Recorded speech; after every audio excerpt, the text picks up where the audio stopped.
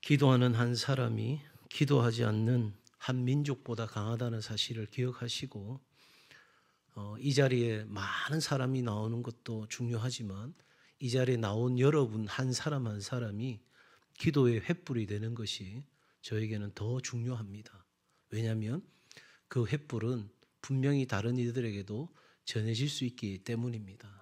그런데 우리가 횃불이 안 되고 우리가 꺼져가는 불처럼 희미해지면 누구도 이곳에 와서 그 불을 쬐을 수도 없고 그 불을 이어받을 수도 없다는 사실입니다. 오늘부터 6시 30분에 수요 성령 중보 기도를 하시는 분들이 기도해 주셨고 우리 셀라 찬양팀도 새로운 마음 새로운 각오로 하게 되고 또 우리의 기도가 더 하나님 앞에 간절한 기도가 되기 위해서 우리가 기도도 또 새로운 어떤 도움으로 함께 기도하고 있습니다.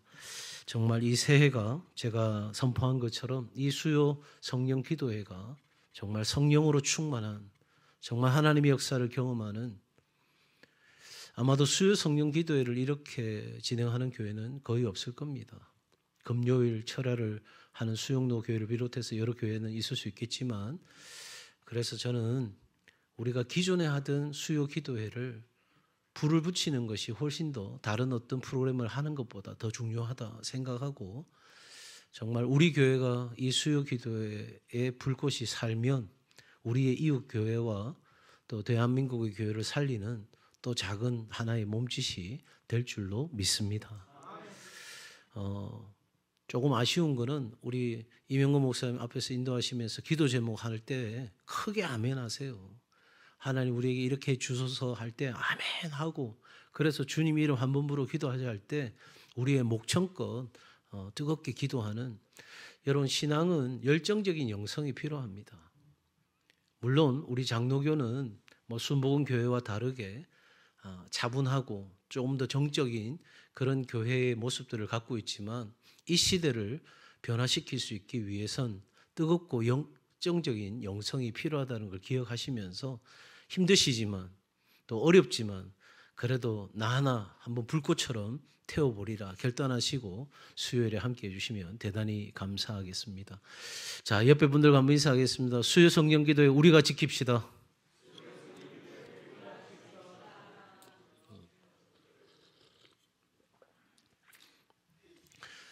지금부터 하나님과 동행하는 삶에 대해서 제가 몇 주를 할지를 모르겠어요. 올 1년 내내 하나님과 동행하는 삶이라는 주제를 가지고 세부 주제를 나누어서 말씀을 전할지 모르겠습니다만은 실제적인 어떤 우리의 고민, 우리의 어려움 이 부분들을 한번 설교를 해야 되겠다 생각을 해서 수요일에 지금 그 시리즈로 가려고 합니다. 그 첫 번째로 무엇을 기도해야 될지 모를 때, 무엇을 어떻게 기도해야 될지 모를 때라는 우리의 신앙에 있어서 가장 중요한 고민이고 질문을 여러분과 나누려고 합니다. 자, 여러분 기도가 쉬운가요? 어려운가요? 자, 기도가 쉽습니까? 어렵습니까? 네, 쉽고도 어렵다. 정답인 것 같아요. 제가 목회하면서 보니까 세 가지 차원이 있더라고요. 기도와 관련돼서. 첫 번째는 기도가 안 되는 사람이 있어요. 아무리 기도하라 해도 기도가 아예 안 되는 거예요. 옆에서 뭐가 그리 어렵노? 그냥 무슨 말이라도 하면 되지 하는데 안 나와요. 그래서 기도가 정말 어려운 사람이 있어요. 아마 이 자리에 있는 분들은 그런 분은 계시지 않으리라 생각하는데 사실은 기도를 못한다는 건 뭐가 없다는 거예요? 믿음이 없다는 거예요. 믿음이 있으면 뭐하고? 기도하고. 아니 내가 기도하면 하나님이 응답하신다는 확실한 믿음이 있으면 기도하지 않을 수가 없죠. 자, 이렇게 어렵게 기도를 생각하는 분들이 계세요. 그러면서 신앙생활을 하게 되니까 얼마나 고단하겠어요. 우리가 기도를 통해서 하나님의 신령한 복을 공급받고 하나님의 능력을 공급받아서 신앙생활을 해야 되는데 내 힘으로 하려고 하니까 이게 너무너무 어려운 거예요. 힘들고 지치고 고단하고 삶의 황무함과 그런 인생의 어려운 순간이 찾아오면 다 신앙이고 뭐고 다 팔아먹고 그냥 세상의 분주함에 빠져서 해결해 보려고 살아가는 모습들을 우리는 종종 봅니다. 현실입니다. 또 두 번째 차원은요, 기도를 아주 쉽다고 생각하는 사람이 있어요. 기도를 쉽다. 이분은 어떤 사람들이냐면 내 마음대로 하는 기도인 거예요. 내 필요한 거, 내가 원하는 거, 내가 생각하는 거, 그거 막 구하는. 기도가 뭐가 어렵노? 하나님 기도하면 응답해 주신다는데 내 마음대로 기도하면 되지 뭐. 내 생각대로 구하고 하나님 응답해 주신다고. 그래서 구하고 찾고 두드리고 그렇게 막 열심을 내면 되는 거지 뭐. 기도 쉬운 거야. 이런 단계에 있는 분들이 계세요. 근데 세 번째는요, 다시 기도가 어려워지는 단계가 와요. 어떤 단계냐면 내 생각대로 막 기도하는 게 이게 뭔가 좀 이상하다는 생각이 드는 거예요. 이거는 답이 아닌 것 같다는 생각이 들어요. 왜? 신앙의 경륜이 쌓이면 쌓일수록, 경건의 훈련이 되면 될수록 뭔가 이게 불편한 거예요. 하나님은 먼저 그의 나라와 그 의를 구하라 했는데 내가 지금 내 필요한 걸 막 구하는 게 이게 진짜 맞는 건가? 내가 원하는 대로 이루어지면 그게 진짜 되는 건가? 어느 집사님의 고백이 제가 잊지 못할 고백이 하나 있어요. 목사님, 저 우리 집 경제적으로 어려워서 남편 사업 성공해달라고 막 불철주야 기도했거든요. 근데 성공했는데 바람 나가지고 도망갔어요. 내가 진짜 뭘 기도했는지, 내가 진짜 하나님 뜻대로 기도했는지 모르겠어요, 하나님. 여러분, 내가 원하는 대로 되는 게 진짜 능사인가? 우리 그렇게 한번 질문해 봐야 되잖아요. 그러니까 기도가 이제 어려워지는 단계가 되는 거죠. 왜? 하나님의 뜻, 하나님의 생각, 하나님의 계획, 하나님의 마음? 그렇게 생각하니까 기도가 어려워지는 거예요. 그런데 이 단계가 지나고 나면 다시 기도가 쉬워지는 단계가 와요. 이제 오늘 이 세 번째 단계, 기도가 어렵다는, 내가 뭘 어떻게 기도해야 될지 모르겠고 어떻게 기도해야 될지 모르는데 그 어려운 기도가 쉬워지는 마지막 단계로 가는 데 있어서 오늘 사도 바울이 이 로마서 8장으로 우리에게 굉장히 중요한 영적 삶에 대한 원리를 가르쳐 주고 있습니다. 바울은 오늘 이 무엇을 어떻게 기도해야 될지 모르는 것을 탄식으로 표현합니다. 탄식. 피조물이 탄식하고 우리 안에 있는 연약함으로 인해서 우리 안에 있는 성령께서 탄식하고, 그건 사실 누구의 또한 탄식이냐면 우리의 탄식인 거예요. 우리가 삶을 통제할 수 없잖아요. 내가 내 삶을 알아서 그냥 무슨 퍼즐 조각 맞추듯이 맞출 수 있는 게 아니잖아요. 그런 통제할 수 없는 내 삶에서 무엇을 어떻게 기도해야 될지, 하나님은 응답하시고 하나님의 능력이 있으셔서 내가 기도하면 하나님은 반드시 역사하니까, 여러분, 우리의 인생의 어려운 문제는 하나님께 가져가지 못하는 것이 우리의 어려움인 거예요.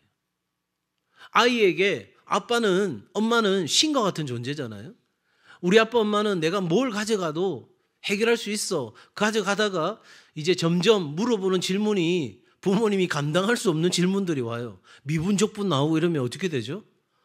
그건 내가 알 게 아니고 학원 보내줄게. 그런데 여러분, 그렇게 되기 전까지는 아이에게 부모는요, 신과 같은 존재예요. 필요한 거 다 주고 내가 모르는 거 가르쳐 주고. 그러니까 아이에게 부모에게 가져가게 되면 더 이상 그 아이는 그 문제 때문에 고민할 필요가 있어요, 없어요? 없어요. 그러니까 문제는 어디 있어요? 내가 부모에게 가져가야 되는데 가져갈 부모가 없거나, 또 그 부모가 연약하거나, 또 그 부모에게 가져가지 않고 내 혼자 풀겠다고 막 하면, 여러분, 실타래 꼬인 거 막 풀다 보면 어떻게 되죠? 아이들이 엉엉 울어요. 왜? 안 풀리니까요. 그때서야 비로소 아빠 이거 해줘, 엄마 이거 해줘, 그렇게 이야기하잖아요. 여러분, 우리가 하나님께 무엇을 어떻게 기도해야 될지 알고 하나님께로 가져가는 순간은 더 이상 연약함이 아닌 거예요. 그런데 그 전까지 우리는 굉장한 연약함 가운데 머물러 있게 되는 거죠. 자, 무엇을 어떻게 기도해야 될지 모를 때 무엇을 어떻게 기도해야 될지를 오늘 말씀 통해서 한번 확인해 보십시다. 첫 번째로 한번 따라 하실까요? 하나님은 하나님은 우리의 연약함을 아십니다. 우리의 연약함을 아십니다. 26절 말씀입니다. 26절 같이 읽습니다. 시작. 이와 같이 성령도 우리의 연약함을 도우시나니. 여러분, 우리의 연약함이 있다는 거예요. 그러니까 우리가 제일 먼저 생각해야 될 것은 내가 연약한 존재다. 내 삶에 연약함, 취약한 부분이 있다는 것을 우리가 인정하는 것이 필요해요. 내가 강해, 내가 할 수 있어, 내가 얼마든지 감당할 수 있어 이렇게 생각하면 그 다음부터는 맡기는 것이 안 되죠. 왜? 내가 할 수 있으니까요. 자, 여러분, 바울은 우리에게 이 연약함에 대해서 이야기하면서 우리가 한 가지 출산 과정에서의 고통을 생각하게 해봅니다. 새로운 피조물이 창조되는 것, 새로운 창조가 일어나는 것, 그것을 우리가 이 해산의 고통으로 한번 가져가서 오늘 이 본문 전체를 이해해 본다면 훨씬 더 깊은 이해가 될 수 있습니다. 자, 출산 과정에서 산모는 극심한 고통과 혼란을 겪습니다. 지금 자기가 뭐라고 말하는지도 모르고 막 하는 거예요. 네. 제가 첫애 놓을 때는 집사람 곁에 없었거든요. 그래서 참 미안하기도 하고 해서 둘째 놓을 때는 내가 기필코 그 자리를 지키리라. 내가 머리를 뒤밀어서 머리를 다 빠진 한 애더라도 그 자리를 지키리라. 그렇게 생각했는데, 옆에 이제 딱 들어갔는데, 있으니까 간호사가 와서 그러는 거예요. 올라가라고. 지금 좀 한참 걸린다고. 그 또 우리는 또 순종 잘하잖아요. 올라갔어요. 올라가가지고 뭐 집사람 줄 거 뭐 과일하고 이렇게 사놓은 거 첫애하고 저하고 둘이서 막 먹고 있었어요. 갑자기 간호사 오더니 안 내려고 뭐 하냐고요. 그래가지고 놀래가 내려갔더니 올라갔어요. 그러는 거예요. 금세 나와버렸더라고요. 그래서 출산의 과정에서 어떤 혼란이 있고 어떤 고통이 있는지 제가 온전히 다는 몰라요. 그러나 확실한 것 한 가지는 산모는 분명히 새로운 생명을 기대하지만 그 과정은 고통스럽고 종종 불확실합니다. 우리의 연약함은 바로 이런 상태와 같은 거예요. 하나님의 뜻을 이루고 싶죠. 이제는 내 신앙이 조금 더 한 걸음 나아가서 하나님 기뻐하시는 삶을 살고 싶어요. 그런데 정확히 무엇을 어떻게 기도해야 될지 모르는 막막함을 우리가 느끼는 거예요. 여러분, 기도는 하나님과의 소통입니다. 그러니까 우리가 하나님과 이렇게 소통이 이루어져야 되는데 하나님의 뜻을 명확하게 우리가 알지 못하니까, 그래서 하나님의 말씀을 기초로 우리가 기도하는 게 너무너무 중요한 거예요. 제가 새벽에도 말씀을 강조해서 보는 이유 중에 하나가 뭐냐면 이 말씀을 깨달아야 그 말씀 붙잡고 기도하는 거거든요. 말씀 없이 내 맘대로 기도하는 게 아니에요. 내 생각대로 내 기분대로 하는 게 아니고 그 말씀 붙잡고 하는데, 그럴 때조차도 우리 기도 제목이 모호할 때가 많죠. 이처럼 우리는 지식과 이해가 제한적입니다. 하나님은 전지하시지만 우리는 현재의 고난과 필요에만 집중하는 거예요. 하나님의 뜻 좋죠. 하나님의 계획 좋죠. 그런데 일단 이거부터 해결해 주고 보세요. 이렇게 우리는 기도한다는 거예요. 우리의 연약함 속에는 수많은 것들이 있는데 사실은 무엇을 어떻게 기도해야 될지 모르는 이 무능력함이 우리 안에 자리 잡고 있습니다. 그러므로 여러분, 우리는 스스로 모든 것을 감당하려는 태도, 이것은 하나님의 일하심을 제한할 수 있는 겁니다. 나는 연약한데, 나는 지금 내가 해산의 고통을 하면서 아이를 놓는 순간인데 내가 그걸 혼자서 감당할 수 있는 상황이 아니라면, 여러분, 나는 부족하다는 사실을 인지하고 도움을 요청해야 되는데 계속해서 내가 하겠다고 그렇게만 하게 된다면, 여러분, 우리는 하나님이 내 삶에 들어와서 일하실 수 있는 모든 것들을 스스로가 차단시켜 버리는 거예요. 내가 도와줄게, 내가 함께 할게, 내가 너를 통해 일할게. 그런데도 하나님 잠깐만 계세요. 내가 일단 해보고요. 그러니까 고집이 세고 자만심이 강한 사람은요, 하나님의 은혜를 경험하기가 참 어려워요. 왜? 내가 여전히 살아있으니까요. 사랑하는 여러분, 연약함은 오히려 하나님과의 깊은 교제를 가져가게 하는 가장 중요한 통로가 된다는 것을 여러분 기억하시길 바랍니다. 산모가 아이를 낳다가 중도에 포기하면 어떻게 되죠? 아이도 생명이 위험하고 산모도 위험한 거예요. 내가 기도해야 되는데 무엇을 어떻게 기도해야 될지 몰라요. 그래서 내가 생각한데 내 필요를 위해서 기도하기 시작했는데 그게 아니라는 마음의 깨달음이 와서 기도가 정말 오히려 어려워지는, 한마디도 못하겠다고 생각되는 그런 순간이 와더라도 우리는 포기하지 말고 마치 그 아이가 건강하게 출산될 때까지, 내 기도 응답이 이루어질 때까지 우리의 기도는 그 메마름의 시간을 견디면서 나아가는 은혜가 있기를 주의 이름으로 축복합니다. 자, 인간의 가장 큰 연약함은 하나님이 가장 위대한 능력을 불러오는 통로가 된다는 사실을 우리는 잊지 말아야 하는 거죠. 자, 그러면 이렇게 연약한데 그러면 내가 무엇을 어떻게 기도해야 될지 모르는데 그럼 뭘 하라는 말인가? 여러분, 26절의 말씀 뒤에 후반부 부분을 읽겠습니다. 우리는 시작. 우리는 마땅히 기도할 바를 알지 못하나 오직 성령이 말할 수 없는 탄식으로 우리를 위하여 친히 간구하시느니라. 아멘. 여러분, 이 대목입니다. 나는 연약해요. 나는 부족해요. 무엇을 어떻게 기도해야 될지 모르는 거는 차지하고라도 우리 삶에 연약한 삶의 모습들과 상황들이 막 투성이로 열려있는 상황이잖아요. 그런데 하나님이 그런 우리의 연약함을 아시는 하나님이 그냥 가만히 팔짱 끼고 구경하시는 게 아니라 네가 참 연약하구나, 네가 참 힘들구나, 그렇게 계신 게 아니라 우리를 뭐 하신다? 도우신다는 거예요. 도우신다는 거예요. 도우신다는 걸 믿으면 더 크게 아멘. 여러분,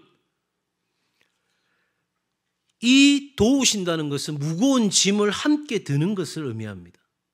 그러니까 우리 하나님이, 내 안에 성령으로 역사하시는 하나님이 내 연약함을 기가 막히게 아시는 거예요. 그래서 우리를 도우시는데 함께 힘을 내어서 무거운 짐을 들듯이, 무슨 말이에요? 나 혼자 지게 하지 않는다는 거예요. 하나님이 친히 우리를 도우시는, 나 혼자 감당하게 하지 않는다는 거예요. 여러분, 내 삶에 놓여있는 기도의 문제든 어떤 인생의 문제든 그 연약함 때문에 나는 괴로운데 그 상황에서 우리 성령께서 나를 도우신다는 거예요. 나를 북돋아 주시고 나와 함께 짐을 져주시고. 사랑하는 여러분, 우리가 약한 그때에 하나님이 일하시겠다는 거예요. 그러니 여러분, 우리의 연약함, 우리의 부족함은 하나님이 더 크게 역사할 수 있는 기회가 되는 거죠. 산모가 고통 속에서 소리칩니다. 여러분, 모든 것을 내가 스스로 통제하거나 조율할 수 없는 상황입니다. 이처럼 우리 기도는 때때로 무력해지는 과정입니다. 바로 이때 출산 중에 어려워지니 산모를 돕는 것처럼 성령께서 우리의 막막함을 대신하여 하나님께 친히 간구를 올려드리시는 놀라운 일이 일어나는 거죠. 성령은 말할 수 없는 탄식으로. 이 말씀은 성령의 깊은 공감을 말합니다. 아, 네가 연약하구나. 야, 네 신앙생활 한 지가 얼마인데, 야, 이 자식아 정신 차려라. 이게 아니고, 네가 연약하다는 건 내가 너무너무 잘 알아. 네가 그렇게 하나님 앞에 온전한 기도를 드리려고 몸부림치는 거 내가 너무너무 잘 알아. 그러니 내가 너를 도와줄게. 그리고 내가 말할 수 없는 탄식으로 이렇게 너를 공감하는 마음으로 너를 위해 중재하고 내가 하나님 앞에 나아갈게. 인간의 언어로는 표현할 수 없는 깊은 하나님의 간구가 우리 안에서 터져 나오는 거예요. 그래서 성령께서 우리의 기도를 하나님의 뜻과 일치시키는 역사가 일어나는 거예요.